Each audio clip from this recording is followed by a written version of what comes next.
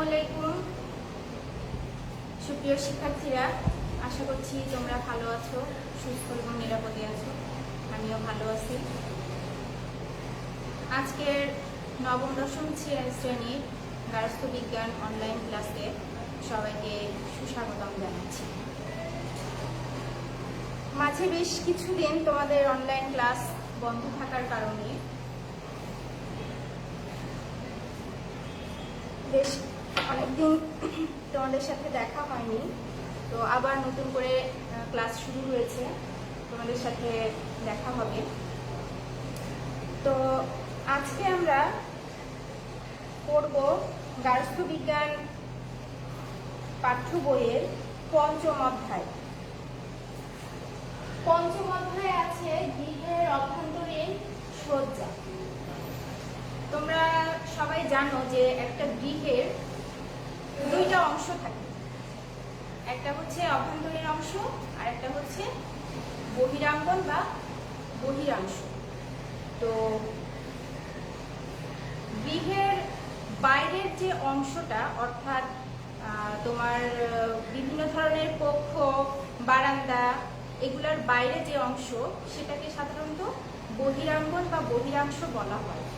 বহিরাংশের মধ্যে কি কি থাকে, যেমন আঙিনা বা উঠান, যেটাকে আমরা বলি সামনের খোলা জায়গা, তারপর থাকতে পারে সিঁড়ি বারান্দা, তারপর ঘরের পিছনের অংশ যেটাকে খিড়কি বলা হয়, এই বাইরের অংশগুলো, তারপর ছাদের উপরে যেরকম খোলা বাগান করা হয় ছাদের ওই অংশটা, এগুলোকে বলা হয় বহিরাংশ।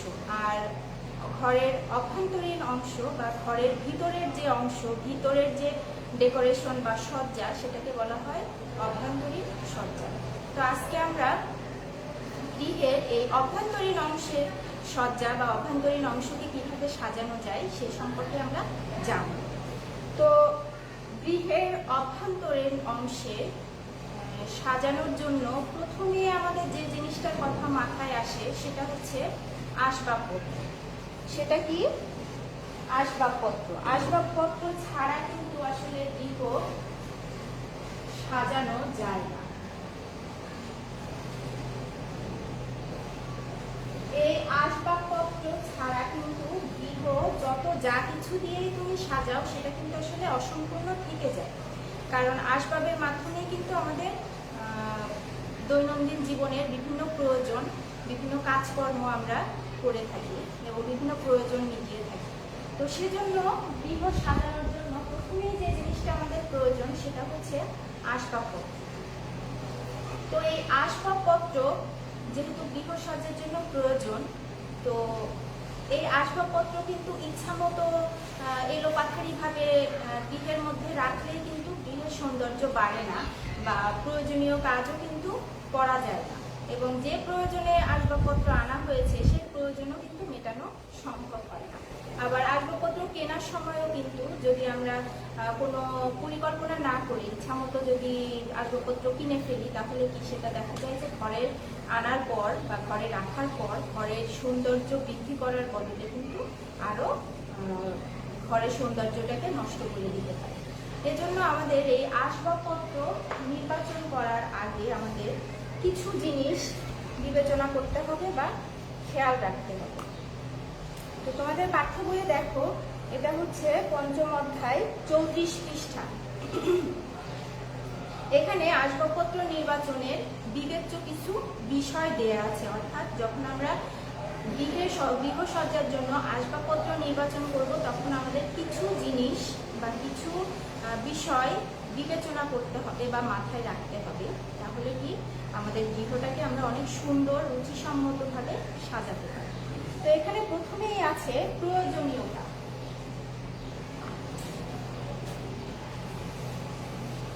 আচ্ছা, আসবাবপত্র নির্বাচনের বিবেচ্য বিষয়।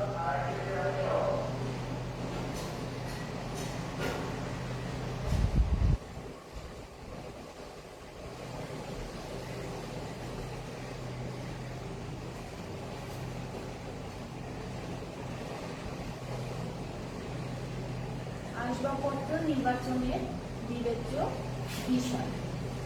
প্রথমেই আছে প্রয়োজনীয়তা।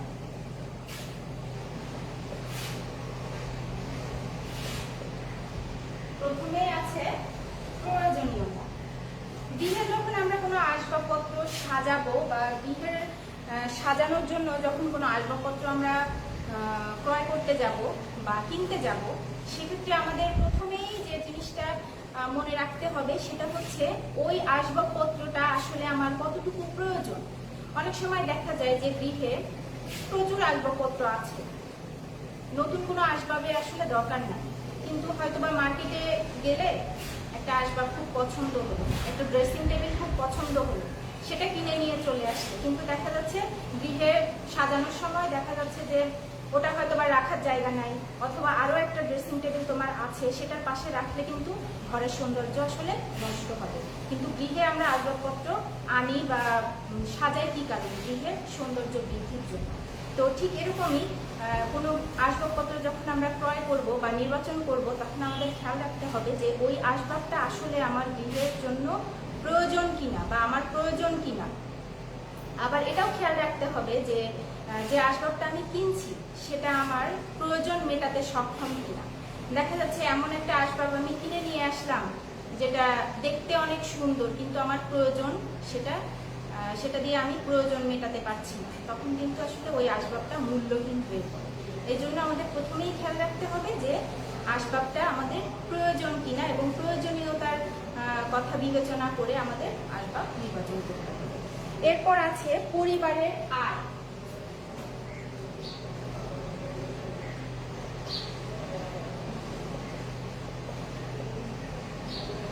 পরিবারের আয় এটা কিন্তু খুবই গুরুত্বপূর্ণ একটা পয়েন্ট, কারণ তুমি যে আসবাবপত্রই ক্রয় করো না কেন সেটা অবশ্যই তোমার বাজেটের মধ্যে থাকতে হবে বা সেটা কেনার সামর্থ্য তোমার থাকতে হবে। তুমি এমন একটা আসবাব পছন্দ করলে যেটা কেনার পর তোমার প্রতি মাসের যে ইনকাম সেটার অর্ধেকের বেশি অংশ যদি ওই আসবাবের পিছনে চলে যায়, তাহলে কিন্তু অন্যান্য প্রয়োজনীয় খরচ বা অন্যান্য প্রয়োজনীয় চাহিদা মেটানো কিন্তু সম্ভব হবে না, অথবা দেখা যায় তখন বিভিন্ন জায়গা থেকে ঋণ করে বাকি প্রয়োজনগুলো তোমার মেটানো লাগে। এই জন্য প্রথমেই খেয়াল রাখতে হবে পরিবারের আয়, কারণ আয় যে পরিমাণ বা আয়ের যে আয় আমরা প্রতি মাসে আমাদের আসে, তার বাইরে কোনোভাবেই আমরা কিন্তু আসবাব ক্রয় করতে যাব না।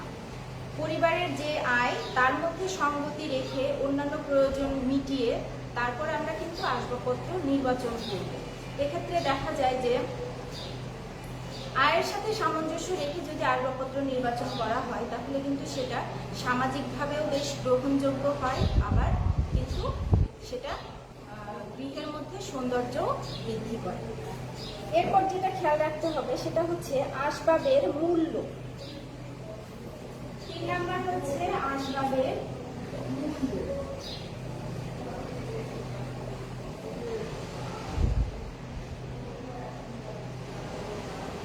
আসবাবের মূল্য, কাঠের আসবাবের দাম একটু তুলনামূলকভাবে কিন্তু বেশি। যদি কাঠ ভালো না হয় তাহলে দেখা যায় যে বেশি মূল্য দিয়ে কিনে কিন্তু ওই জিনিসটা টেকসই হয় না। আবার পাশাপাশি দেখা যায় যে মেটালের যে আসবাবগুলো আছে, মেটাল বা টিন দিয়ে যেগুলো বানানো হয়, এগুলো কিন্তু তুলনামূলক দাম একটু কম কাঠের চেয়ে, কিন্তু এটা আবার কিন্তু দীর্ঘদিন টেকসই হয়, এটা কিন্তু খুব সহজে নষ্ট হয় না। আবার দেখা যায় যে এটার থেকে যদি পার্টেক্সের কোনো আসবাব নেওয়া হয় সেটার দাম কিন্তু আরো একটু কম, কিন্তু পার্টেক্স কিন্তু আবার অতটা টেকসই হয় না। আবার দেখা যায় যে এর চেয়েও যদি আরেকটু কমের মধ্যে নিতে চায় তাহলে দেখা যায় বাঁশ বা বেতের যে আসবাবপত্রগুলো সেগুলো কিন্তু যথেষ্ট কম দামে পাওয়া যায়। তো এই ক্ষেত্রে আমাদের খেয়াল রাখতে হবে যে আসবাবের মূল্য, কোন আসবাবের কেমন মূল্য, সেটা আমার পারিবারিক আয়ের সাথে সামঞ্জস্য কিনা বা আমার যে সামাজিক মর্যাদা বা জীবনযাত্রার মান সেটার সাথে অ্যাডজাস্ট করে কিনা সেটা বুঝে কিন্তু আমাদেরকে আসবাব নির্বাচন করতে হবে।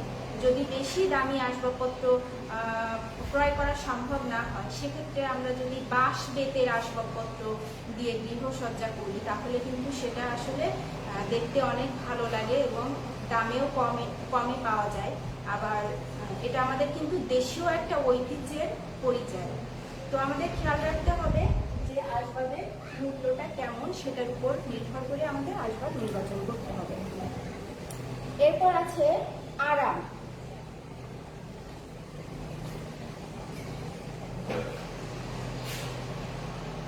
আরাম, যে কোনো আসবাব নির্বাচনের সময় আমাদের গুরুত্ব দিতে হবে এই আরাম, এই জিনিসটার উপর। এটা হচ্ছে একটা আসবাব আমরা কিনলাম, কিন্তু সেটা ব্যবহার যদি আরামদায়ক না হয় তাহলে কিন্তু সেই আসবাবপত্র কেনার আসলে কোনো মানে হয় না, ওই আসবাবটা কিন্তু মূল্যহীন হয়ে যায়। আবার দেখা যায় কি ওটা ঘরে আনার পরে কিন্তু ঘরের সৌন্দর্যও নষ্ট হয়। দেখা যাচ্ছে আমরা একটা পড়ার টেবিল কিনলাম, ঠিক আছে, পড়ার টেবিলটা আমাদের প্রয়োজনীয় একটা জিনিস, কিন্তু টেবিল কেনার সময় যদি আমরা এটা কতটুকু উচ্চতা আছে সেটা যদি আমরা না বুঝে কিনি,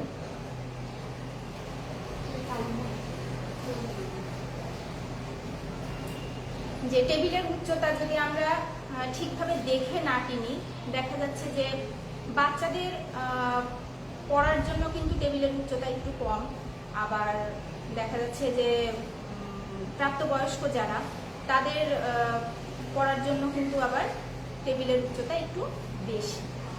তো দেখা যাচ্ছে যে কোন ব্যক্তি জিনিসটা ব্যবহার করবে সেটা কিন্তু আমাদের জানা অনেক বেশি জরুরি।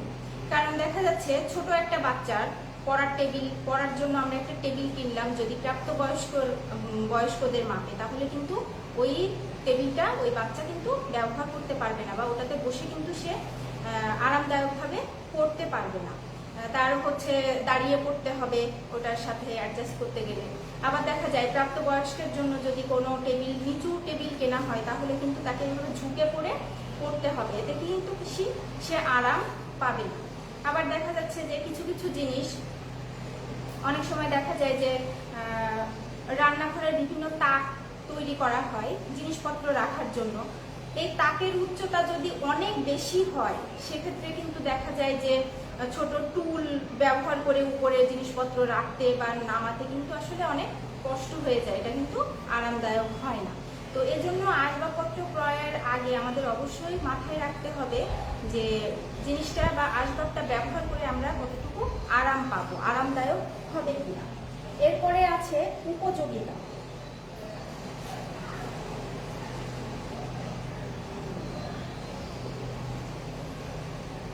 উপযোগিতা, যে কোনো জিনিসের কিন্তু উপযোগিতা রয়েছে, উপযোগিতা ছাড়া কিন্তু আমরা আসলে কোনো জিনিস ক্রয় করি না। তো কোনো আসবাবপত্র নির্বাচন করার আগে আমাদের দেখতে হবে যে ওই জিনিসটার উপযোগিতা কতটুকু।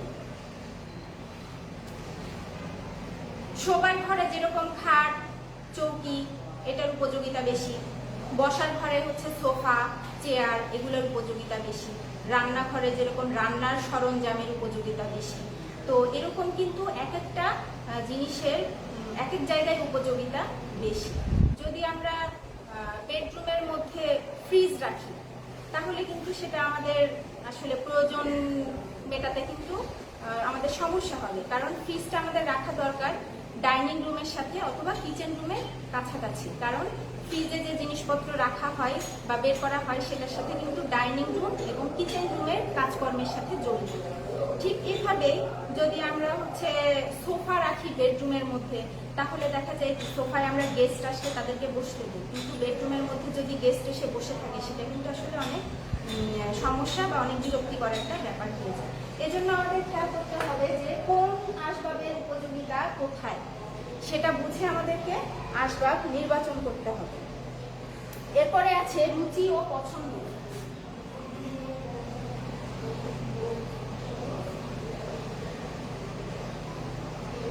রুচি ও পছন্দ, পরিবারের প্রত্যেকটা সদস্যের কিন্তু এক একজনের রুচি এবং পছন্দ এক এক রকম।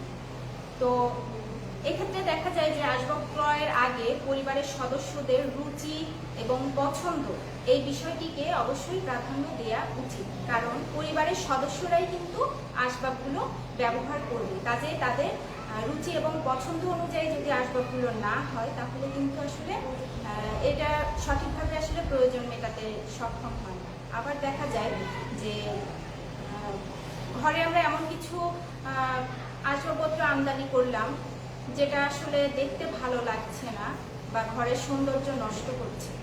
এরকম যদি হয় তাহলে কিন্তু আসলে আসবাবপত্র গৃহ সজ্জায় বৈচিত্র্য আনার বদলে কিন্তু গৃহের সৌন্দর্য আসলে নষ্ট করে। এজন্য আমাদের এমনভাবে আসবাবপত্র নির্বাচন করতে হবে যাতে সেটা রুচিশীল মনের প্রকাশ ঘটায়, বা বাইরে থেকে কোনো একজন মানুষ আসলে এসে যেন বলে যে না, এই বাড়ির প্রত্যেকটা সদস্য অত্যন্ত রুচিশীল। তো এই ব্যাপারটা আমাদের খেয়াল রাখতে হবে। এরপর আছে স্থায়িত্ব।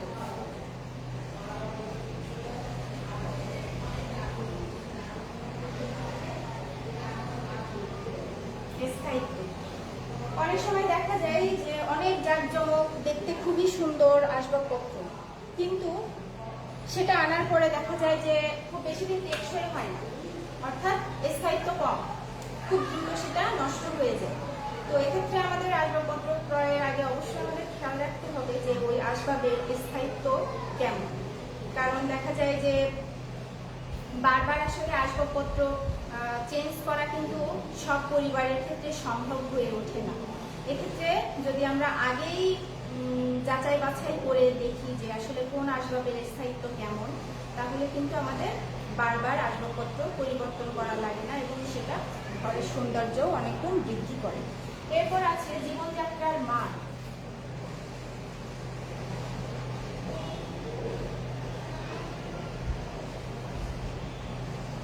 জীবনযাত্রার মান, এটার উপর ভিত্তি করে কিন্তু আসবাবপত্র নির্বাচন করা অনেক বেশি জরুরি।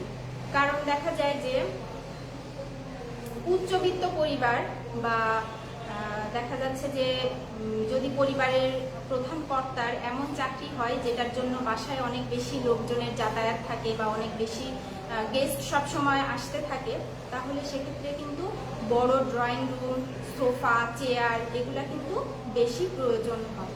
এজন্য জীবনযাত্রার মান এই দিকটার উপর গুরুত্ব দিয়ে যদি আমরা আসবাবপত্র নির্বাচন করি তাহলে কিন্তু আসলে ঘরের সৌন্দর্য বৃদ্ধি হয়, আবার প্রয়োজনও মেটানো সম্ভব হয়। এরপরে আছে নকশা।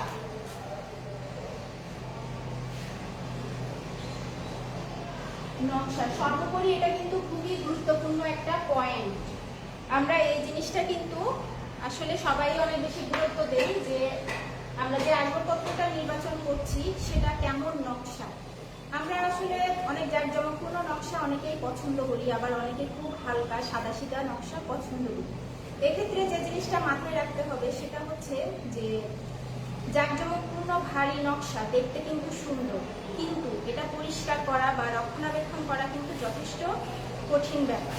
তো যদি এরকম হয় যে আমাদের দেশ যেমন নাতিশীতোষ্ণ, এখানে কিন্তু ধুলাবালি অনেক বেশি, সেক্ষেত্রে জাঁকজমকপূর্ণ নকশার আসবাবপত্র যদি নির্বাচন করা হয় সেটা কিন্তু পরিষ্কার রাখা বা সেটার যত্ন নেওয়া কিন্তু যথেষ্ট কঠিন ব্যাপার। আবার দেখা যায় যে যদি পরিবারের কর্তার চাকরি অনেক বেশি বদলিজনিত চাকরি হয়, সেক্ষেত্রে কিন্তু ভারী বা জাঁকজমকপূর্ণ আসবাবপত্র বারবার মানে এক জায়গা থেকে আরেক জায়গায় নিয়ে যাওয়া বেশ ঝামেলার একটা ব্যাপার হয়ে দাঁড়ায়। সেক্ষেত্রে কিন্তু হালকা নকশার আসবাবপত্র আবার ব্যবহারের জন্য অত্যন্ত সুবিধাজনক। এই জন্য আমাদের নকশার ব্যাপারটাও খেয়াল রাখতে হবে। এরপর আছে বহুবিধ ব্যবহার।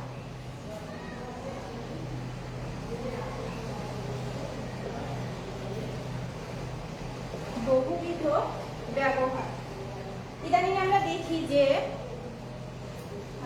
একই আসবাবপত্র বিভিন্নভাবে ব্যবহার করা হয়। যেমন আমরা অনেকেই দেখেছি যে ড্রয়িং রুমের সোফাটা এমনভাবে বানানো হয় যেটা রাতে ওপেন করে খাট হিসেবে আমরা বেড হিসেবে ব্যবহার করতে পারি, আবার সকালে আমরা ওটা ফোল্ড করে সোফা হিসেবে ব্যবহার করতে পারি। আবার দেখা যায় যে যদি গৃহের জায়গা অনেক কম থাকে, সেক্ষেত্রে ডাইনিং টেবিলটাকে কিন্তু পড়ার টেবিল হিসেবে ব্যবহার করা যায়। এরকম একটা আসবাবপত্রের বহুমুখী ব্যবহার এভাবে যদি ব্যবহার করা যায় তাহলে কিন্তু জায়গাও কম লাগে, আবার প্রয়োজনও মেটানো যায়। এরপর আছে পরিবারের আকার।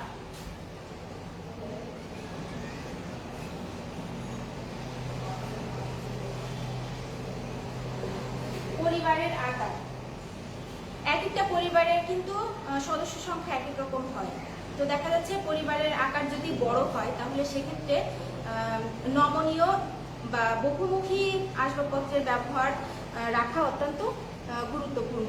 কারণ পরিবারের সদস্য সংখ্যা যদি বেশি হয় তাহলে কিন্তু প্রয়োজনীয় জায়গা যদি না থাকে তাহলে বিভিন্ন ধরনের আসবাবপত্র কিন্তু নির্বাচন করা বা গৃহে রাখা সম্ভব হয় না। সেক্ষেত্রে কি করতে হবে, যে নমনীয় এবং একই আসবাবপত্রের বহুমুখী ব্যবহার করে প্রয়োজন মেটানো ব্যবস্থা রাখতে হবে।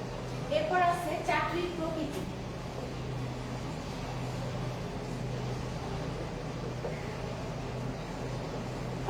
চাকরির প্রকৃতি, কিছু কিছু চাকরি আছে প্রাইভেট বা বেসরকারি চাকরি যেগুলা, সেগুলা কিন্তু বদলি বা ট্রান্সফার যেটাকে বলা হয় সেটা কিন্তু খুব কম হয় বা হয়ই না বললেই চলে। কিন্তু সরকারি চাকরি যারা আমাদের দেশে, তারা কিন্তু বেশিরভাগ সময়ে বিভিন্ন বিভিন্ন থানা বা জেলাতে তাদেরকে বদলি করা হয় বা ট্রান্সফার করা হয়। সেক্ষেত্রে কিন্তু অনেক বেশি যদি আসবাবপত্র থাকে গৃহে তাহলে বারবার কিন্তু এগুলো নিয়ে এক জায়গা থেকে আরেক জায়গায় যাওয়া অনেক কঠিন ব্যাপার হয়ে দাঁড়ায়, বা এতে করে দেখা যায় বারবার টানাটানি করার ফলে অনেক দামি আসবাবপত্র নষ্ট হয়ে যাওয়ার সম্ভাবনা থাকে। তো এই জন্য আসবাবপত্র নির্বাচনের আগে আমাদের চাকরির প্রকৃতির প্রতি খেয়াল রাখতে হবে, যে কেমন চাকরি পরিবারের কর্তার, যেটাতে বারবার বদলি হওয়ার সম্ভাবনা থাকে নাকি একই জায়গায় থাকার ব্যবস্থা আছে। এরপরে আছে আবহাওয়া।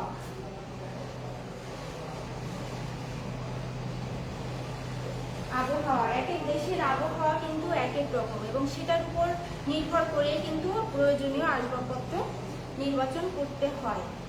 যেসব দেশে ধুলা এবং গরম বেশি, সেসব দেশে কিন্তু বেশি জাঁকজমকপূর্ণ আসবাবপত্র নির্বাচন না করে হালকা ডিজাইনের আসবাবপত্র নির্বাচন করা অনেক ভালো।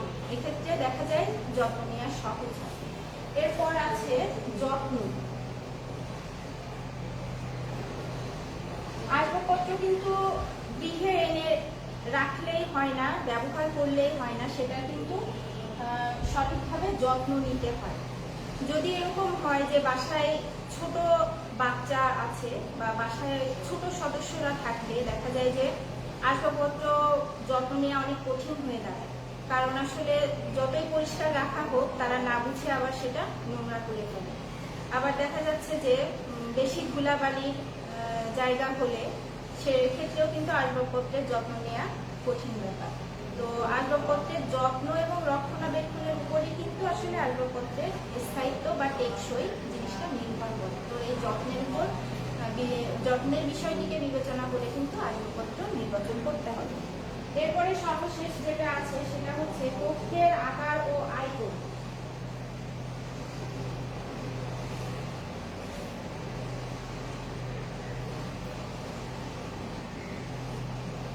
কক্ষের আকার ও আয়তন, এটা হচ্ছে সবশেষ পয়েন্ট, কিন্তু এটা কিন্তু অনেক গুরুত্বপূর্ণ একটা পয়েন্ট।